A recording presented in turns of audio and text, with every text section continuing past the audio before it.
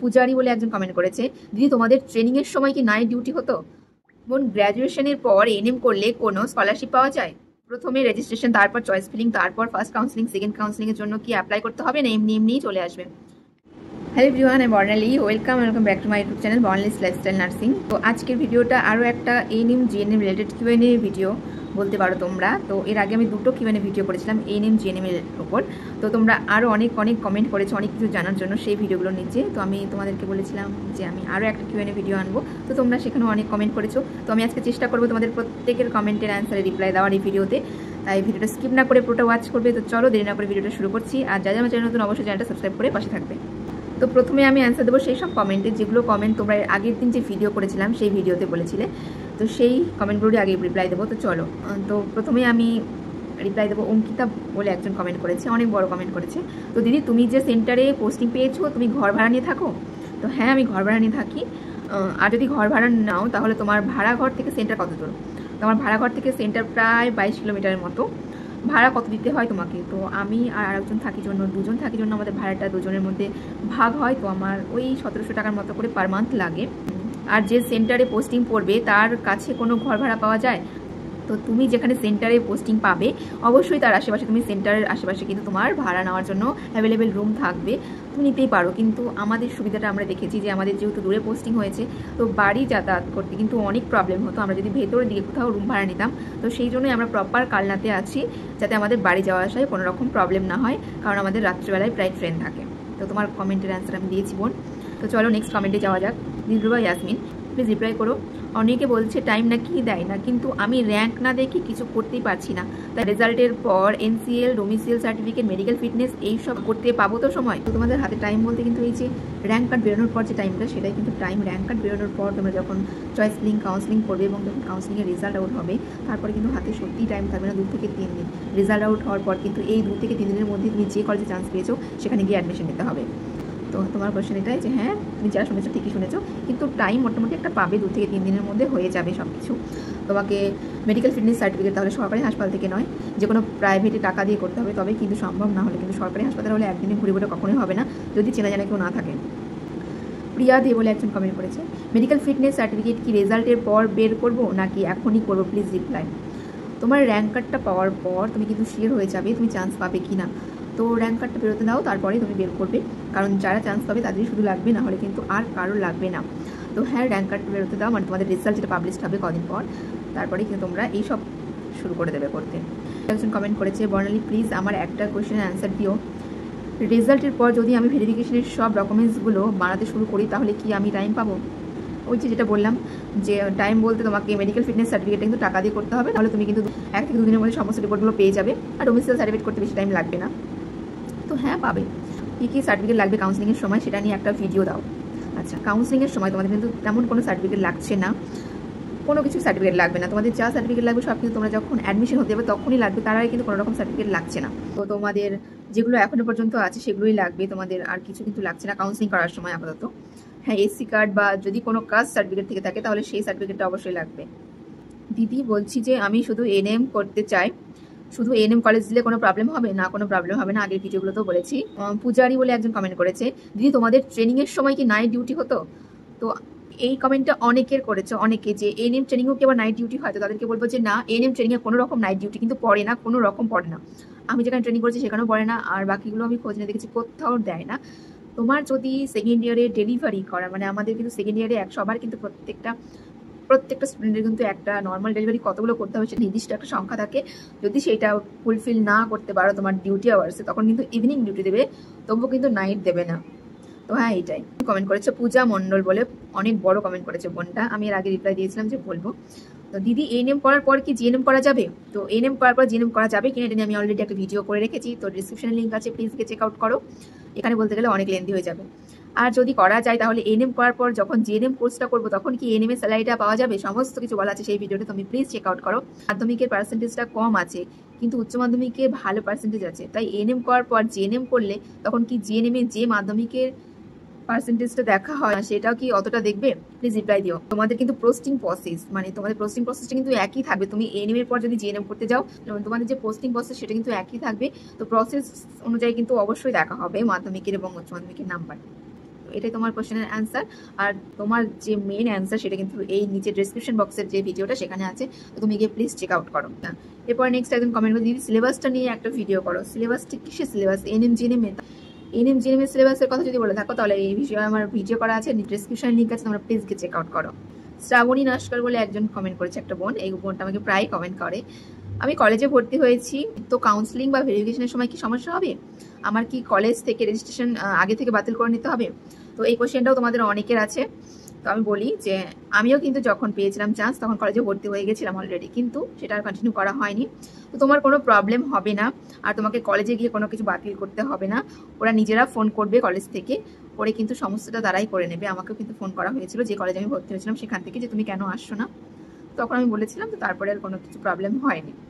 তো কোনো রকম কিন্তু প্রবলেম হবে না। যারা এইচএস দেওয়ার পরে সবই কলেজে ভর্তি হয়েছে তাদের জন্য বললাম। দেবস্মিতা বলে একজন কমেন্ট করেছে, যদি জিএনএম এ অ্যাডমিশন নেওয়ার পরে এনএম এর জন্য কি আপগ্রেড করা যায়? আমি অলরেডি বলেছি আগের ভিডিওতে যে দেখো, তুমি জিএনএম পেয়েছো, যত নম্বর স্কুল তার ওপরে যদি কোনো এনএম স্কুলের নাম থাকে তাহলেই তুমি আপগ্রেড করবে, এবং তাহলে কিন্তু একটা চান্স থাকবে সেই স্কুলটা পাওয়ার। নচেত কিন্তু তোমরা আপগ্রেড করলে কোনো লাভ হবে না যদি যে স্কুলে চান্স পেয়েছো তার ওপরে কোনো রকম এনএম স্কুলের নাম না থাকে। তো এটাই অ্যান্সার। অনেকে আমাকে এটা কোশ্চেন করছো, দিদি মাধ্যমিকে এত পার্সেন্ট আছে, এইচএসে এত পার্সেন্ট আছে, আমরা কি এনএম জিএনএম এক্সামটা দিতে পারবো? তাদের জন্য বলবো যে তোমরা যদি এইচএস পাস আউট হয়ে থাকো, এইচএস পাস করে থাকো শুধুমাত্র, তাহলে কিন্তু এক্সামটা দিতে পারবে, কোনো রকম নাম্বার এখানে লাগে না। দিদি এনএম এর কোন কোন স্কুলে হোস্টেল আছে আর কোন কোন স্কুলে নেই, এটা নিয়ে আমি অলরেডি ভিডিও করে রেখেছি, প্লিজ তোমরা দেখে এসো, লিঙ্ক ডেসক্রিপশনে আছে। দিদি কি কি সার্টিফিকেট লাগে সেটা নিয়ে একটা ভিডিও করো। তো সার্টিফিকেট বলতে তেমন কিছু লাগবে না, medical fitness certificate, domicile certificate, তো এগুলো কিন্তু তোমাদের কাউন্সিলিং এর সময় লাগবে না। আমি বারবার করে ভিডিওতে বলছি, এগুলো সম্পূর্ণটা কিন্তু তোমাদের লাগবে কখন? যখন তোমরা কোনো কলেজে চান্স পাবে, তখন কিন্তু অ্যাডমিশনের সময় লাগবে, তার আগে কিন্তু এগুলো কিচ্ছু লাগছে না। তো তোমাদের র্যাঙ্ক কার্ডটা তো বেরোক, তারপরে আমি এগুলো টপিকে ভিডিও দেবো। আর একজন কমেন্ট করেছে, কোন কলেজে ফার্স্ট এনএম ট্রেনিং হচ্ছে আর কোন কলেজে সেকেন্ড এনএম ট্রেনিং হচ্ছে, এটা বুঝবো কি করে? দেখো, এখন যে ট্রেনিং গুলো হয় সমস্ত কিন্তু এনএম ট্রেনিং হয়, এখন কিন্তু সেকেন্ড এনএম ট্রেনিংটা হয় না। তো সেকেন্ড এনএম ট্রেনিং এর যে সিলেকশন প্রসেস সেটাও কিন্তু এক্সাম দিয়ে নয়, সেটা আলাদাভাবে হয়। তো এক্সাম দিয়ে যাদের সিলেকশন করা হচ্ছে তারা কিন্তু সবাই ফার্স্ট এনএম এর জন্যই ট্রেনিংটা করবে। তো হ্যাঁ, এটাই তোমার অ্যান্সার। সেকেন্ড এনএম যাদের ট্রেনিং করানো হতো তাদের কিন্তু সিলেকশন প্রসেস সম্পূর্ণ আলাদা। যদি বাড়ির কাছে এনএম কলেজ পেলে রেগুলার বাড়ি থেকে যাতায়াত অবশ্যই করতে পারবে, আগে ভিডিওতে বলেছি। সব থেকে ভালো কমেন্ট আমার এটা মনে হয়েছে, এই কোশ্চেনটা তো প্রত্যেকের মনে আসা উচিত যারা নতুন এক্সাম দিয়েছো। কোশ্চেনটা করেছে রিয়া পারভিন বলে একটা বোন, যদি ফার্স্ট কাউন্সিলিং এর যে স্কুলটায় নাম আসে তাহলে সেখানে ভর্তি হওয়াটা কি বাধ্যতামূলক, নাকি যদি আমি সেখানে ভর্তি না হই আর পরের কাউন্সিলিং এ যদি অন্য স্কুল না আসে তাহলে কি আগের স্কুলটায় ভর্তি হতে পারবো নাকি পারবো না? Please reply. অ্যান্সারে বলবো যে তোমাদের ফার্স্ট কাউন্সিলিং এ তোমরা যে স্কুলটা পাবে সেটা তোমার পছন্দের মতো হোক আর পছন্দের মতো না হোক, তোমাকে কিন্তু বাধ্যতামূলকই অ্যাডমিশনটা হতে হবে। তোমাকে সিটটাকে বুক করার জন্য একটা ভালো অ্যামাউন্ট টাকা দিতে হবে, 1000-1200 টাকার মতো, এবং তারপরে তোমাকে সেই স্কুলে যেয়ে কিন্তু অ্যাডমিশনটা হতেই হবে। যদি না হও তাহলে কিন্তু তোমার সেই ফার্স্ট কাউন্সিলিং এর সিটটা চলে যাবে, পরের বার কিন্তু আর তুমি সেই স্কুলে ভর্তি হতে পারবে না। আর যদি তুমি ফার্স্ট কাউন্সিলিং তোমার পছন্দ না হওয়ার সত্ত্বেও তুমি যদি সেই স্কুলে গিয়ে ভর্তি হও এবং আপডেট করো, এবং আপডেট করার পর দেখছো অন্য কোনো স্কুল পেলে না, তখনও কিন্তু তোমার সেই স্কুলে থাকবে যেহেতু তুমি সেখানে অ্যাডমিশন নিয়েছিলে। এবং তুমি যদি আপডেট করার পর অন্য স্কুল পেয়ে যাও তাহলে কিন্তু সেটা তুমি ছেড়ে দিয়ে যে স্কুলে পেয়েছো সেখানে কিন্তু চলে যেতে পারবে। তো তোমাদেরকে এটাই বলবো, যারা চান্স পাবে প্রত্যেকে কিন্তু অ্যাডমিশনটা নিয়ে নেবে, তোমাদের পছন্দের স্কুল হোক আর না হোক। তারপরে তোমরা আপডেট করবে এবং তারপরে তোমরা নিজের পছন্দের মতো স্কুল পেতেই পারো। রেজাল্ট আউট হওয়ার কতদিন পর ভেরিফিকেশন ডেট দেয়? ফার্স্ট কাউন্সিলিং এর রেজাল্ট যেদিন বেরোবে তোমাদের, যে কারা কারা চান্স পেবে তার 2 থেকে 3 দিন হাতে টাইম দেবে, তারপর থেকে কিন্তু একটা ডেট ফিক্স করে দেবে যে এত তারিখ থেকে এত তারিখের মধ্যে ফার্স্ট কাউন্সিলিং যারা চান্স পেয়েছে তাদেরকে কিন্তু অ্যাডমিশন হতে হবে। তো সেই ডেটে গিয়ে তোমাকে কিন্তু অ্যাডমিশনটা হতে হবে। আচ্ছা, নেক্সট কমেন্ট করেছে, প্রেগনেন্সি মানে প্রেগনেন্ট থাকলে কি ট্রেনিংটা করা যাবে? প্রেগনেন্ট থাকলে এনএম কেন জিএনএম কেন বিএসসি কোনো রকম ট্রেনিং কিন্তু করা যাবে না। আরেকজন কমেন্ট করেছে, দিদি ভাই আমি তোমার প্রতিটা ভিডিও ভালো করে দেখি, দেন লাইকও করি, খুব ভালো লাগে, থ্যাংক ইউ সো মাচ। কিন্তু বলছিলাম যে ধরো আমি ফার্স্ট কাউন্সিলিং এ জিএনএম এ চান্স পেয়ে গেলাম, ও অ্যাডমিশন নিয়ে নিলাম, দিয়ে নেক্সট কাউন্সিলিং এ সময় কি আমি এএনএম এর জন্য অ্যাটেন্ড করতে পারবো নাকি অ্যাডমিশন ক্যান্সেল হয়ে যাবে? তো যেটা বললাম তোমাদেরকে, যে তুমি যেই কলেজটায় চান্স পাবে, যে জিএনএম কলেজটায়, যেটা যত নাম্বার কলেজে চান্স পাবে জিএনএম কলেজটা, তার ওপরে যদি কোনো এএনএম কলেজের নাম তুমি দিয়ে থাকো তাহলেই তুমি আপডেট করলে কিন্তু এএনএম কলেজটা পাবে। তুমি যে স্কুলটা পেয়েছো তার উপরে যদি কোনো রকম এএনএম স্কুলের নাম না থাকে তাহলে কিন্তু কোনো রকম চান্স তুমি পাবে না পরের আপডেট করার পরেও। আর এখানে তুমি বলেছো যে নেক্সট কাউন্সিলিং কি তোমার ক্যান্সেল হয়ে যাবে অ্যাডমিশনটা, তো তুমি অ্যাডমিশন নেওয়ার পর আপগ্রেড করলে যদি না পাও তোমার কখনো কিন্তু সেই সিটটা হারিয়ে যাবে না বা ক্যান্সেল হবে না, তুমি কিন্তু সেখানে ট্রেনিং করতে পারবে যদি আপডেট করার পর কোনো স্কুল না পাও। তো এটা তোমার অ্যান্সার। বাড়ির পাশে কলেজগুলো প্রথমে দিলে কি পাওয়া যাবে? কোন কলেজ পাবে এটা তো বলতে পারছি না, কিন্তু যদি তোমার মার্কস ভালো হয় বা র্যাঙ্ক ভালো তাহলে অবশ্যই পাবে তুমি। দিদি ভাই এনএম করার কত বছর পর জিএনএম করা যাবে? আমি আগেই বলে দিয়েছি, ভিডিও করা আছে। তো এনএম করা 3 বছর পর যদি তুমি জিএনএম করো তাহলে কিন্তু স্যালারিটা পাবে। দিদি আমার পূর্ব বর্ধমানে বাড়ি, তোমার জবটা কোথায় পূর্ব বর্ধমানে? সানিয়া খাতুন বলে একটা বোন কমেন্ট করেছে। তো আমার পোস্টিংটা পূর্ব বর্ধমান জেলাতে, কিন্তু সেটা থেকে অনেকটা দূরে কালনা শহরে আমার এখন পোস্টিং মোড। তুমি কি কোনো রিলেশনশিপে আছো? এটা কোনো এনএম জিএনএম রিলেটেড টপিক নয় বা কোশ্চেন নয়, তো আমি এটাকে স্কিপ করছি। আমি আমার যখন পার্সোনাল কিউএনএ ভিডিও আসবে তখন সেগুলো রিপ্লাই দেবো। বোন গ্র্যাজুয়েশনের পর এনএম করলে কোনো স্কলারশিপ পাওয়া যায়? তুমি এইচএস পাস করে আসো কিংবা তুমি গ্র্যাজুয়েশন করে আসো বা অন্য কোনো রকম ডিগ্রি নিয়ে এলে তুমি কিন্তু এই যে 500 টাকা পার মান্থ, এটা ছাড়া আর কোনো ফেসিলিটি পাবা না। তো গ্র্যাজুয়েশনেও যেটা, আর যারা এইচএস দিয়ে আসবে তারাও কিন্তু সেম সেই 500 টাকা করে পার মান্থ পাবে। আর তেমন কিন্তু কোনো কিছু ফেসিলিটি নেই এনএম ট্রেনিংয়ে। দিদি ভাই প্যানেল লিস্টে যদি নাম না আসে তাহলে জবটা কি হবে না? অবশ্যই, প্যানেল লিস্টে নাম নিলে তো জব হবে না। এনএম ট্রেনিং প্লাস ডিএলএড দুটো ট্রেনিং করা যাবে একসঙ্গে? যদি প্রাইভেট থেকে টাকা দিয়ে করো তাহলে হয়তো সম্ভব, নচেত কিন্তু নয়। তো চলো, এই ভিডিও নিচে যে কমেন্টগুলো ছিল আমি সমস্ত কমেন্টের অ্যান্সার দিয়ে ফেলেছি। এবার যে কমিউনিটি পোস্ট আমি করেছিলাম সেটা একটু রিপ্লাই দিই। কম নম্বরে কিভাবে কলেজ সাজাবো এই নিয়ে একটা ভিডিও দাও। তো এই নিয়ে আমি একটা ভিডিও অলরেডি দিয়েছি, তোমাদের আমি লিঙ্ক ডিসক্রিপশনে দেবো, তোমরা প্লিজ চেক আউট করো। সুস্মিতা বলে একজন কমেন্ট করেছে, সুস্মিতা সাহা। প্রথমে রেজিস্ট্রেশন, তারপর চয়েস ফিলিং, তারপর ফার্স্ট কাউন্সিলিং, সেকেন্ড কাউন্সিলিং এর জন্য কি অ্যাপ্লাই করতে হবে না এমনি এমনিই চলে আসবে? একদম, তোমাদের শুধুমাত্র তোমাদের এখন কাজ রেজিস্ট্রেশন করা প্লাস চয়েস ফিলিং করে রাখা। এরপর কিন্তু ফার্স্ট কাউন্সিলিং এর result, second counselling, third counselling সমস্ত কিন্তু একা একা হয়ে যাবে। তোমাদের আর এর জন্য কোনো কিছু করতে হবে না। হ্যাঁ করতে হবে, কাদের করতে হবে? যারা চান্স পাবে তাদেরকে অনেক কিছু করতে হবে। তাদেরকে কিন্তু ভেরিফিকেশন করার জন্য অনেক সার্টিফিকেট রেডি করতে হবে, এবং তাদের যদি মন পছন্দ হয় না হয় কলেজটা তাহলে কিন্তু আপগ্রেড করতে হবে। অনেক ঝামেলা আছে তাদের যারা পাবে। আমি বলছি দিদি কাউন্সিলিং কিভাবে করব? নিজে কম্পিউটারে নাকি কোনো কম্পিউটার সেন্টারে গিয়ে? কাউন্সিলিং ব্যাপারটা কি আমি বুঝতে পারছি না, প্লিজ আমার প্রশ্নটা নিও। তুমি হয়তো প্রথমবার এক্সাম দিচ্ছ জন্য জানো না।